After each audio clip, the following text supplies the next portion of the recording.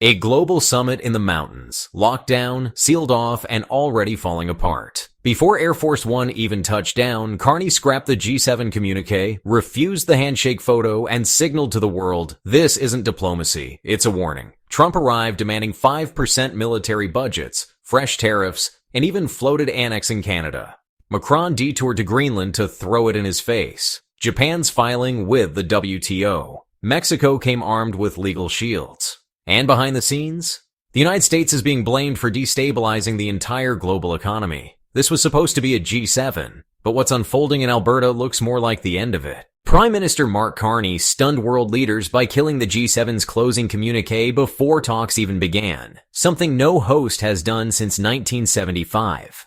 According to Reuters, the decision blindsided both the White House and European delegations, stripping the summit of its usual symbol of policy unity. Carney's aides told Bloomberg the choice was deliberate, a signal that Canada won't participate in legitimizing United States trade coercion after Trump's 10% universal tariff announcement, which now affects over $1.1 trillion in imports from allies.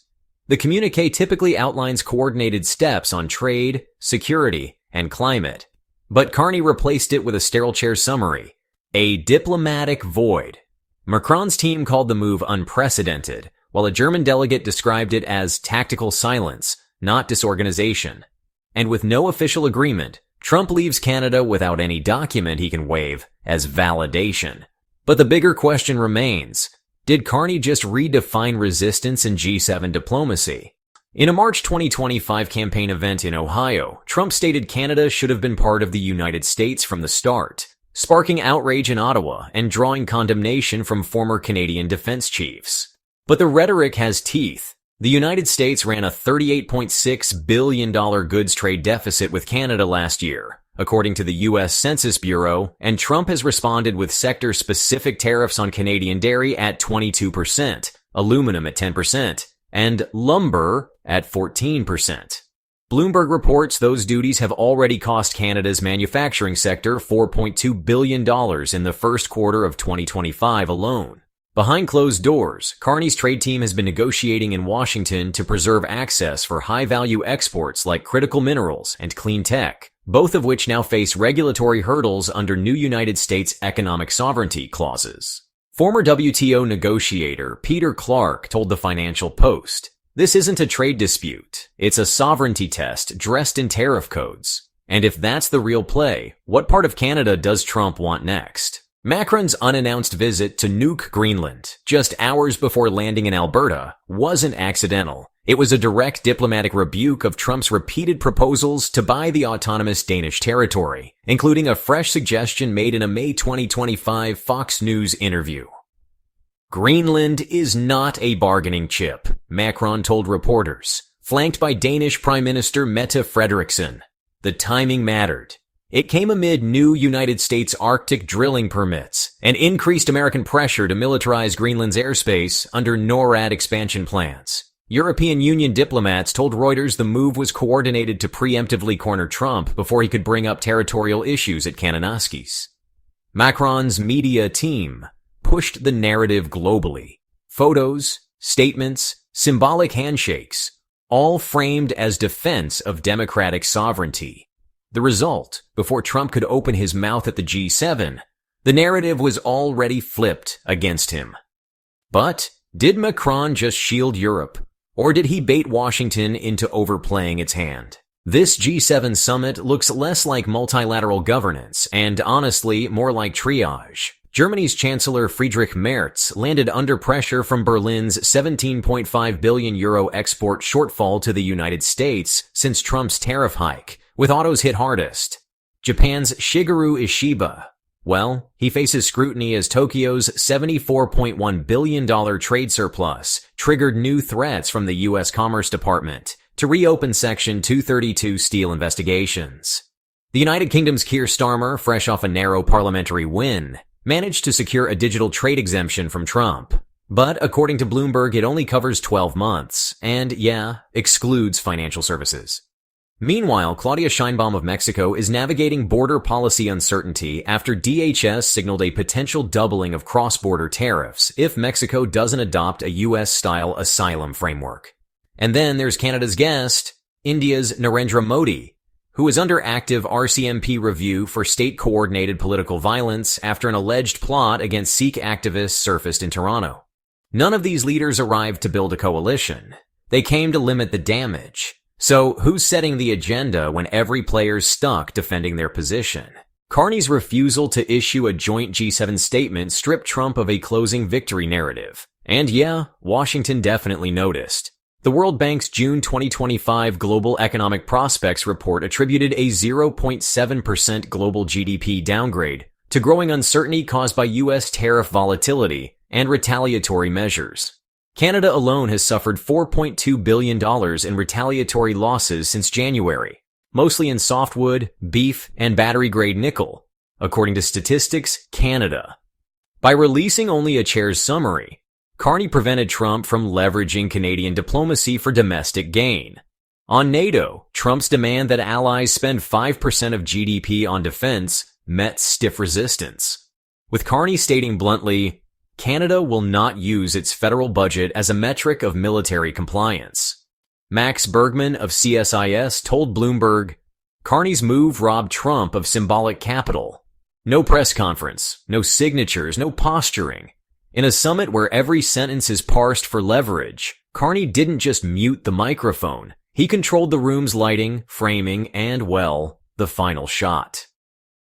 The Canadian Rockies were chosen for their remoteness, but now that isolation looks, honestly, pretty tactical. Access roads were shut, protesters pushed over 50 miles out, and the RCMP enforced a full lockdown, the first since the 2002 G8. But this isn't about safety. It's about control. Leaders arrived to find no final document, no joint statement, and no unified message, just a vacuum. According to the AP, every G7 nation but the UK now faces US tariffs, and multiple EU officials told Reuters the summit was designed to avoid confrontation, but is fueling it instead. Yet Carney's team isn't rattled. One senior official told Bloomberg, "You don't need to chase headlines when you've designed the frame. And if this silence feels deliberate, it probably is." Beneath the summit's visible friction lies a quieter tremor. U.S. trade policy is destabilizing global consensus, and Washington isn't even denying it. Max Bergman of the Center for Strategic and International Studies told Bloomberg, the G7 is supposed to be the engine of global coordination. Instead, the U.S. is now the volatility driver. Since Trump's second term began, the U.S. has imposed tariffs on $1.3 trillion in imports and revoked 6 bilateral exemptions within 90 days of renegotiation. According to the World Bank, global capital inflows dropped 12.4% in the first quarter of 2025, the sharpest quarterly contraction since early COVID-19, citing unpredictable U.S. trade retaliation as a top cause. But at Kananaskis, Trump isn't defending the numbers. He's avoiding them. His team has focused on NATO spending and sovereign leverage while leaving economic analysts in the press corps to fill the void. And if the data speaks louder than the podium, who's really dictating the G7 narrative? At this summit, familiar allies arrived with new guardrails. France, Germany, and Italy, the EU's core trade bloc, now operate under EU-wide tariff defense mechanisms, triggering automatic retaliation if U.S. duties escalate. The bloc activated the early warning system for coordinated repricing the moment Trump floated a potential 17% levy on European machinery, per Reuters. Japan's delegation requested emergency WTO mediation over aluminum reclassification. Mexico's foreign ministry entered the summit with legal memoranda prepared in anticipation of new cross-border duty threats. And India's attendance, despite Canadian RCMP allegations of foreign-linked violence, sparked tension in sideline diplomacy. It's not a summit anymore. It's parallel crisis management, said a former Canadian G7 negotiator to the Globe and Mail. The G7's premise was multilateral consensus.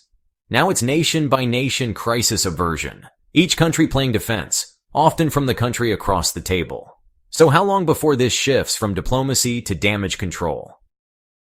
What began as an elite economic forum in 1975 has become a stage for geopolitical fragmentation, held together more by habit than harmony. The G7's founding purpose was to coordinate economic recovery and defend shared rules. But with Trump's push to annex Greenland and Canada, His tariff-first agenda and a refusal to reaffirm climate or security frameworks, those rules are unraveling.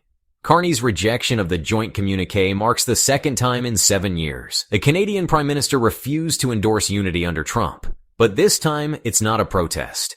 It's a recalibration.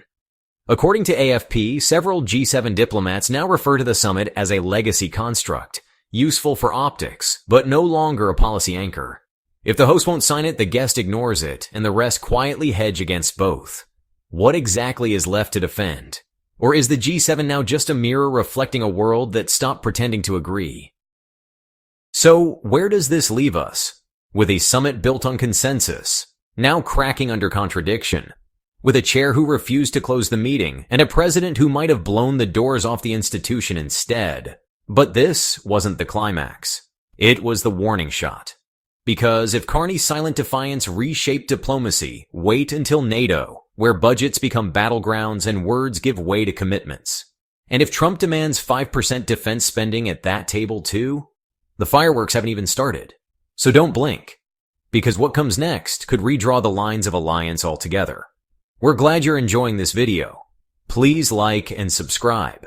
Check out another video that is now on your screen.